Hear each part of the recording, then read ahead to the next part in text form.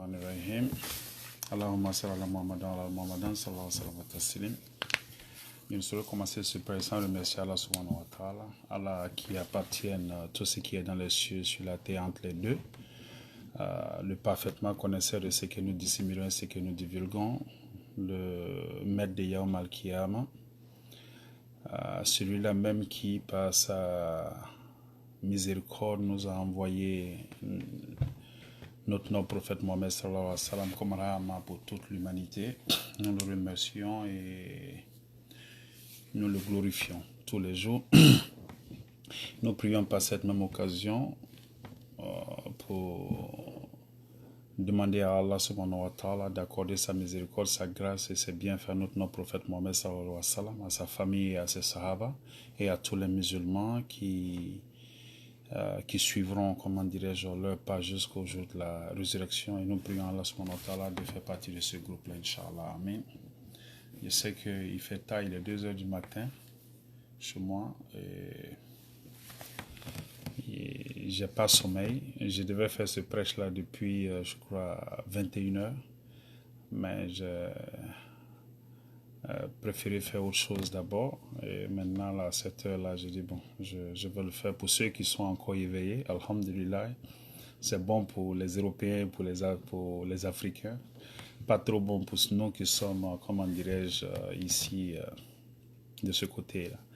Mais je pense qu'avec le temps, il y a demain ou bien quand les gens auront l'occasion de voir ça, Inch'Allah. Amen. Alors, je voudrais parler de quoi?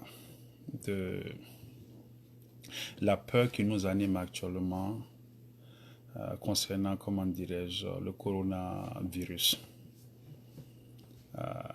J'ai comme l'impression que cette peur-là, ce n'est pas, comment on appelle ça encore, la peur qui nous anime, ce n'est pas où nous allons partir qui est notre problème. Ce n'est pas sur quel chemin la mort va nous trouver qui est le problème.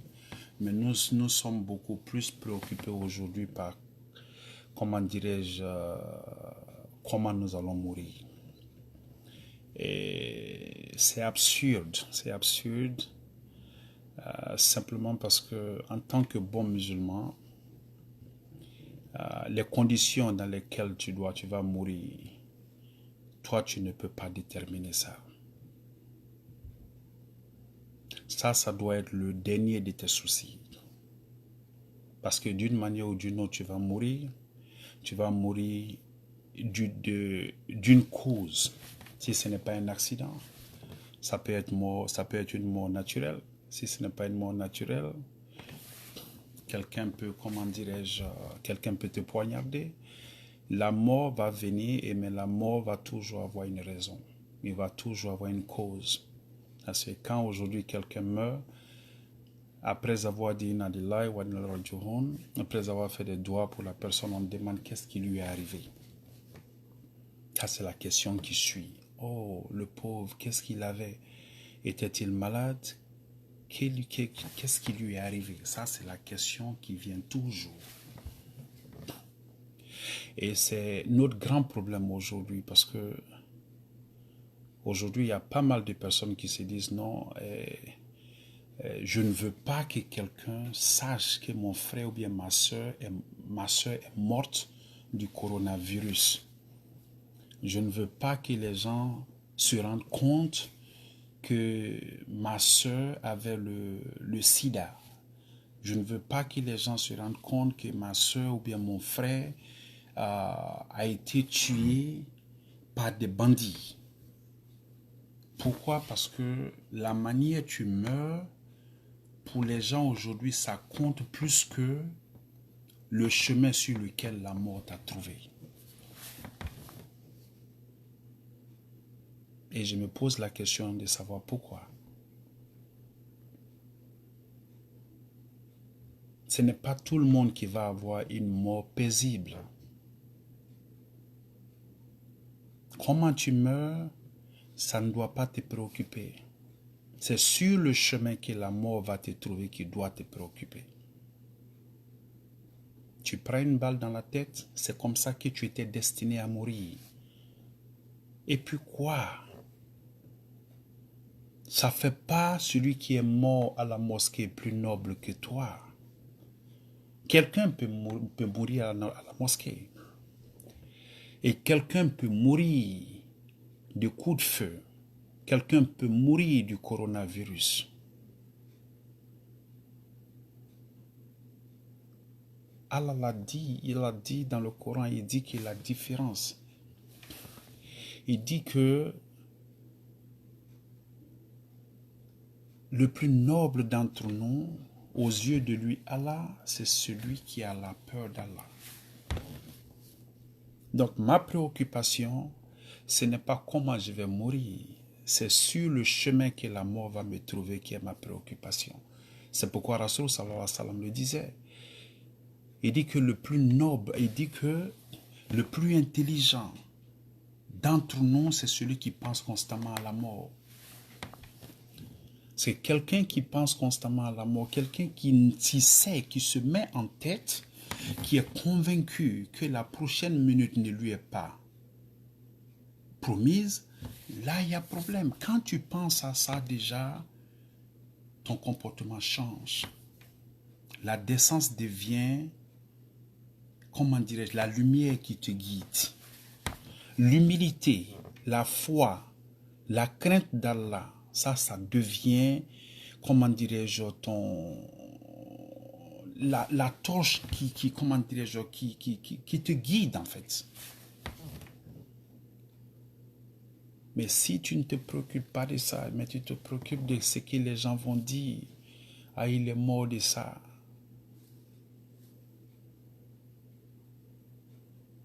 Regardez un peu les Sahaba. J'ai souvent parlé de l'histoire de Ousmane ibn Affan, Radouan Anhu. Celui-là même qui a marié 2 filles de Rasoul sallallahu alayhi wa sallam. À celui-là que Allah, Rasoul sallallahu alayhi wa sallam avait promis, il faisait partie des hommes auxquels le paradis avait été promis. Celui-là quand on lui a demandé qu'est-ce qu'il aime faire le plus, il dit qu'il aime nourrir le pauvre, il aime habiller le pauvre et puis il aime lire le Coran. Il aimait tellement lire le Coran que par la grâce d'Allah, c'est pendant son califat, sous son autorité, que le Coran est devenu un livre. Celui-là qui prônait la paix. Il était l'incarnation de la simplicité et de la gêne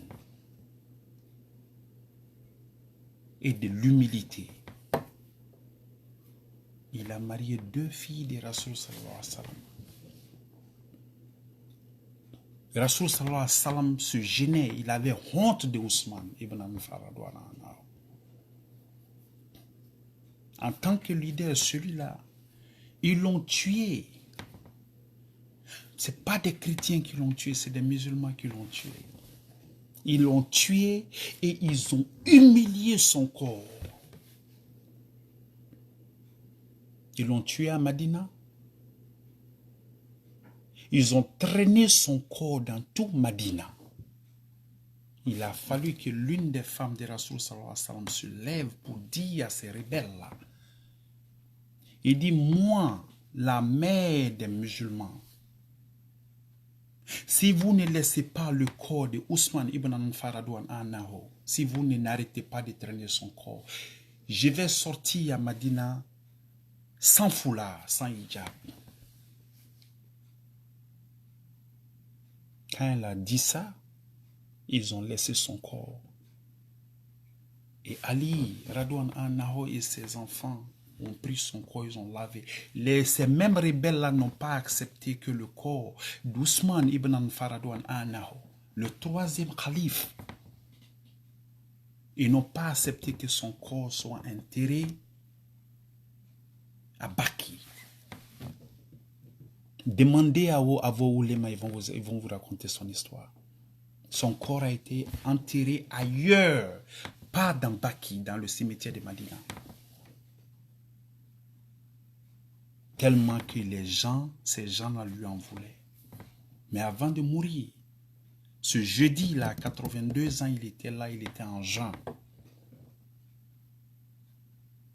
Quand un coup il a somnolé et il a vu Rasoul sallallahu alayhi wa sallam en rêve, il lui a dit quoi? Il dit, Ya Ousmane, il dit, on t'a empêché de manger. Il dit, Naam ya Rasoul. On t'a empêché de prier dans ma mosquée. Il dit, Naam ya Rasoul. Il lui a dit quoi? Il dit, bonne nouvelle pour toi, mon frère. Il dit, parce qu'aujourd'hui, tu vas rompre ton jeûne avec tes frères, avec nous.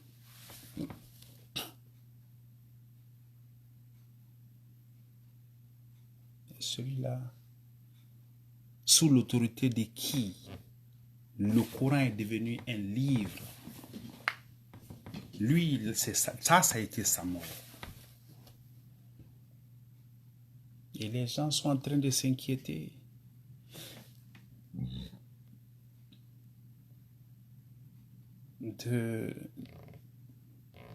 Ils sont en train de s'inquiéter de quoi? Comment dirais-je? Oh, je ne veux pas qu'on dise que mon frère ou bien ma soeur est morte de coronavirus. On va tous mourir d'une manière ou d'une autre. Il faut se concentrer, il faut se préoccuper de comment, dans l'état dans lequel la mort va nous trouver. J'ai utilisé l'histoire de Ousmane Ibn Anfal pour que les gens comprennent.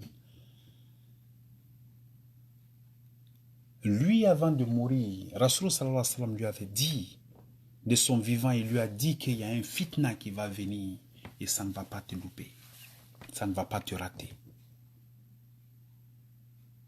Ousmane Ibn Anfal savait. Rasoul sallallahu alayhi wa sallam lui avait dit ça.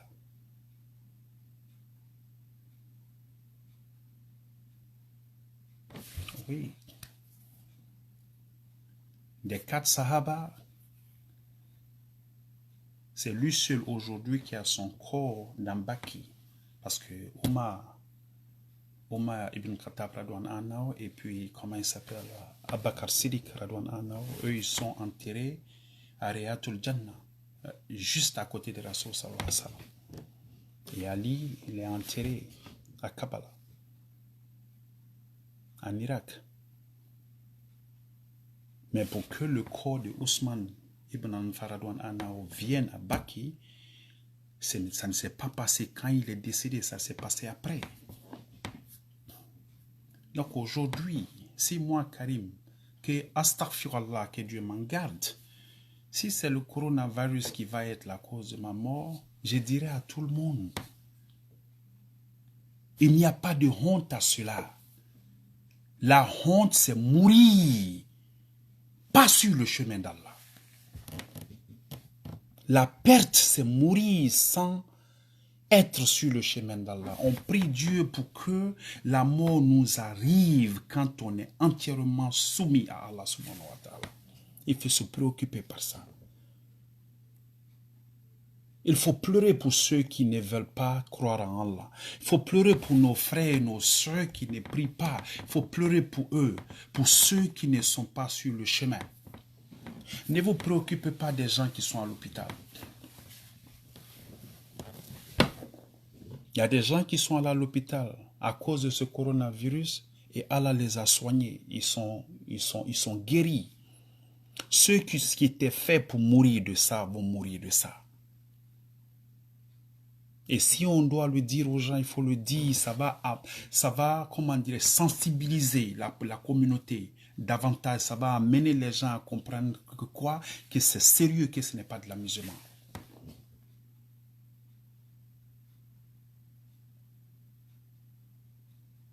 Que c'est sérieux, ce n'est pas de l'amusement.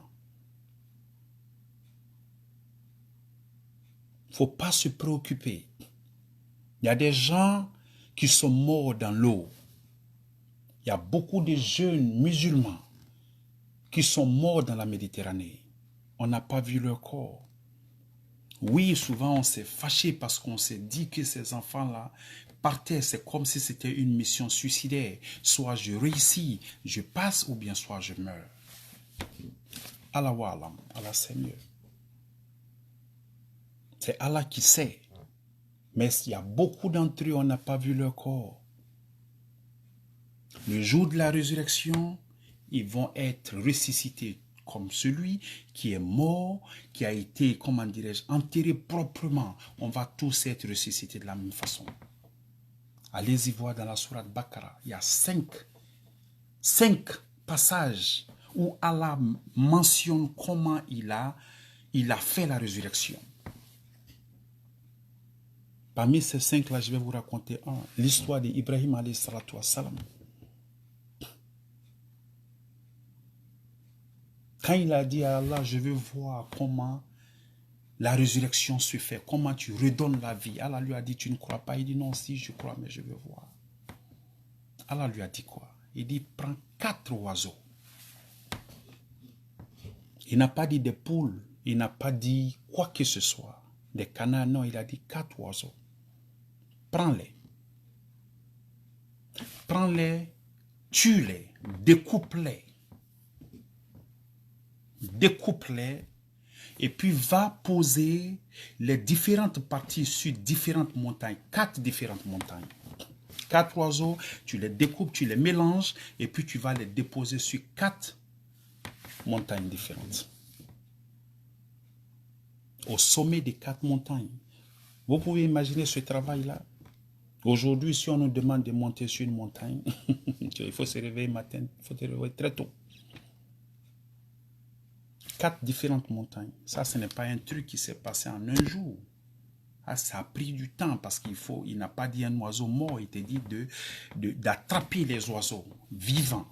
Un oiseau, vous et moi, on sait très bien le temps qu'il nous faudra pour attraper un oiseau vivant.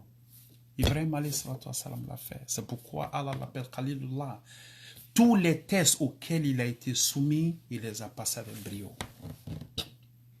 Il a fait exactement comme Allah lui a demandé de faire. Et qu'est-ce qui s'est passé? Allah lui a dit, tu vas déposer ces oiseaux-là sur ces montagnes, au sommet de ces montagnes, et tu viens t'arrêter là et tu leur fais appel. Et qu'est-ce qui s'est passé? Il s'est arrêté là, il les a appelés, les oiseaux sont revenus. C'est pas qu'il ne croyait pas en Allah, mais il voulait voir. Il y a des histoires comme ça dans le Coran. Donc, si c'est une bombe qui m'explose le jour de la résurrection, je vais être là comme je suis mort. Pas en morceaux, mais je vais être là en entier. Si c'est un crocodile qui m'a mangé, le jour de la résurrection, je vais être là. Si c'est coronavirus, j'aime pas prendre exemple sur les gens. La dernière fois, j'ai pris l'exemple de la mort, je parlais avec ma tante. Quand je lui ai dit, tante, elle me dit, non, ne prends pas exemple sur moi. Donc, je prends exemple sur moi. Si c'est le coronavirus, ce n'est pas un problème. Je vais être ressuscité le jour de la résurrection comme tout le monde. Mais le problème, c'est sur le chemin que la mort va me trouver qui doit être ma préoccupation. Pas comment je vais mourir. Ou bien pas la cause de ma mort, mais sur le chemin que la mort va me trouver qui est le problème. Est-ce que nous pensons à ça? Est-ce que nous pensons à ça? Si le coronavirus tue quelqu'un, et quelqu'un qui est mort chez lui à la maison, bien qui est mort sur son tapis de prière, vous pensez que celui qui est mort sur son tapis de prière, il est mieux que quelqu'un qui est mort du coronavirus? Qui nous sommes pour penser quelque chose, pour penser à quelque chose comme ça? Il y a des bons musulmans qui sont morts du coronavirus, qui priaient, qui jeûnaient, qui étaient des musulmans exemplaires. C'est une maladie, c'est un virus. Ça les a attrapés et Allah en a décidé ainsi. Et ils sont morts. Alors celui qui meurt sur son tapis de prière n'est pas forcément mieux que celui qui est mort à l'hôpital du coronavirus. Non. Il ne faut pas regarder ça comme une malédiction. Il ne faut pas regarder ça comme une malédiction. Et il y a des gens qui disent que tous ceux qui vont mourir du coronavirus, que c'est des, comment dirais-je,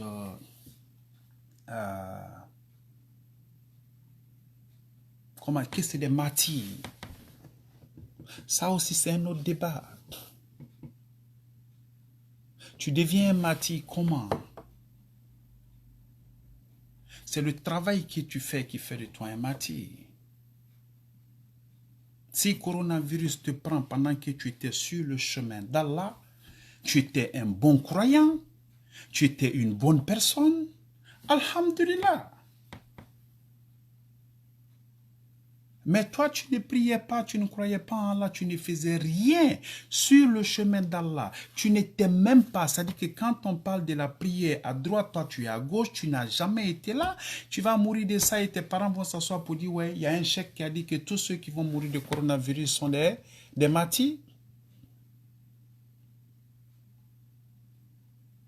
C'est ce que je dis, ce n'est pas comment tu es mort. C'est sur le chemin sur lequel la mort t'a trouvé qui compte. Je l'ai dit, je vais le redire encore. Ce n'est pas le résultat qui compte, c'est l'effort. Aux yeux d'Allah, c'est l'effort qui compte. Ton travail ne va pas t'amener au paradis. Tes prières ne vont pas t'amener au paradis. Rien ne peut t'amener au paradis que la miséricorde d'Allah subhanahu wa ta'ala. Allah l'a dit à Rasul sallallahu alayhi wa sallam, il dit que je t'ai fait don de Al-Kawthar. Je t'ai fait don. Al-Kawthar, c'est une rivière qui se trouve au paradis. Allah dit à Rasul sallallahu alayhi wa sallam que je t'ai fait don de ça. Donc le paradis, c'est un don, c'est une rahma, c'est une miséricorde d'Allah. Meurs dans la Kaaba. Si Allah dit que tu ne vas pas aller au paradis, ça n'appartient qu'à lui, ça n'appartient à personne. Rasul sallallahu alayhi wa sallam, le paradis lui avait été déjà promis. Ses péchés passés, futurs et présents, tout était effacé. Mais il n'y avait pas quelqu'un qui priait plus que lui la nuit. Pourquoi? On lui a posé la question, il dit, mais tout a déjà été donné, le paradis.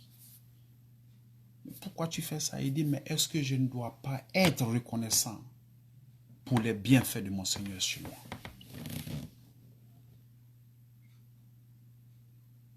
Il savait, mais il a toujours cherché la gratuité, il a toujours cherché, comment dirais-je, la rahma d'Allah.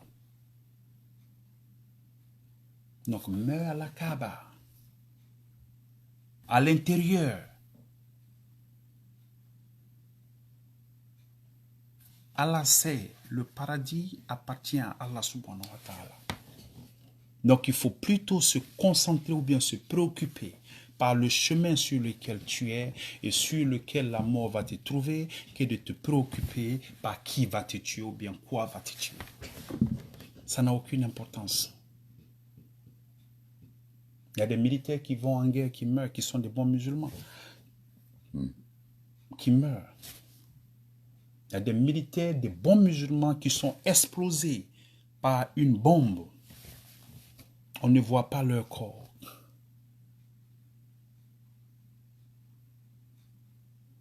Il y a des gens qui meurent dans l'eau. Il y a des gens, les gens meurent, ils disparaissent, on ne les voit plus. On ne sait même pas ce qu'ils sont devenus. Un jour comme ça, on apprend qu'ils sont morts. Peut-être que personne n'a prié sur leur corps. Ce n'est pas ça le plus important. C'est sur le chemin qu'Allah va te trouver, que la mort va te trouver qui compte. Donc, il faut arrêter de fatiguer les gens. C'est une réalité, le coronavirus c'est une réalité. Mais on peut utiliser ça comme motivation. Quand les gens nous disent de prier, oui, il faut prier. On a toujours prié. On a toujours dit aux gens que s'ils peuvent se lever la nuit pour prier, de le faire. On a toujours dit avant coronavirus. Ceux qui le font, le font. Mais si ça va être une motivation pour toi, alhamdulillah.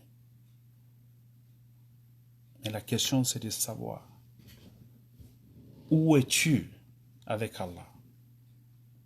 Où es-tu? Quelle est ta position actuelle?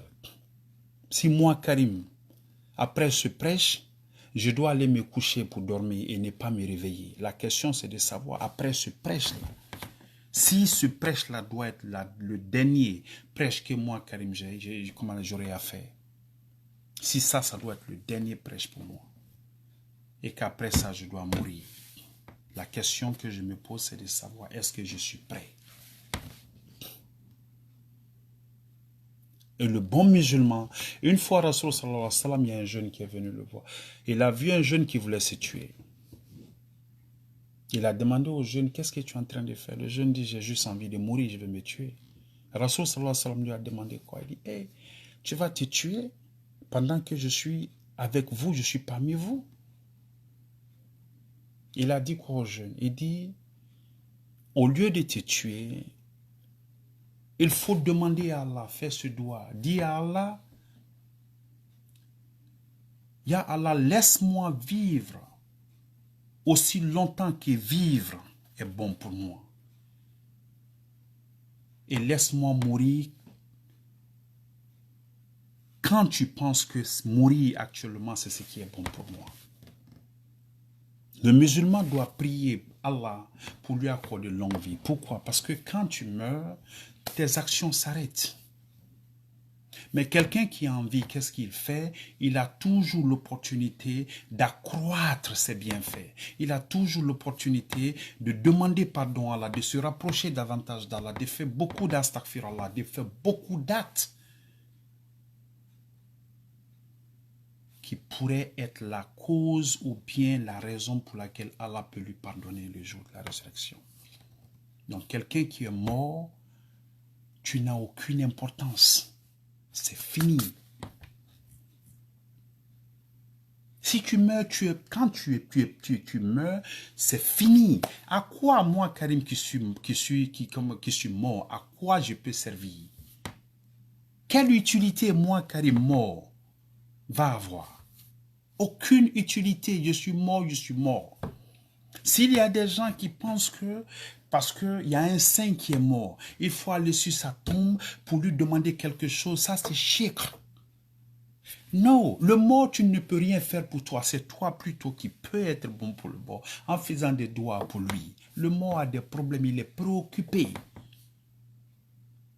par ce qu'il va trouver devant lui. Parce que lui, ses prières, c'est fini. Ses bonnes actions qu'il pouvait faire lui-même physiquement sont terminées. Donc le bon musulman, ce n'est pas quelqu'un qui cherche à braver la mort. Non. C'est quelqu'un qui cherche toujours à protéger sa vie. Quelqu'un qui cherche toujours à chercher à vivre. Parce que vivre, c'est ce qui te rapproche d'Allah. Ce n'est pas en mourant. Parce que si tu penses que tu es prêt à mourir, les Sahaba n'étaient pas prêts à mourir. Pourtant, ces gens-là priaient tous les jours. Ceux-là faisaient partie des hommes que Allah aimait en dehors des prophètes. Les Sahaba étaient les gens que Allah aimait parce que ceux-là faisaient exactement comme Rasoul sallallahu alayhi wa sallam leur demandait de faire. Ils ne voulaient pas mourir. Ils voulaient vivre pour pouvoir faire beaucoup plus d'actes de bonté. Quand tu meurs, c'est fini. C'est pourquoi on nous dit que ça fait rire, mais je ne sais pas comment le dire.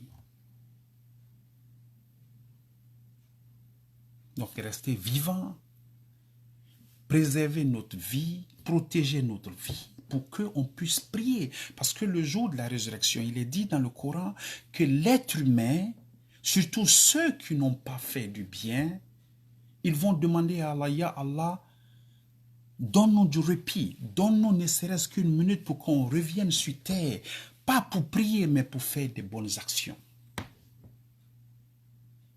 Pour faire des bonnes actions. Alors, si je meurs aujourd'hui, les bonnes actions que moi je peux faire, si je reste en vie pour 1 an ou 2, mais c'est fini si je meurs aujourd'hui.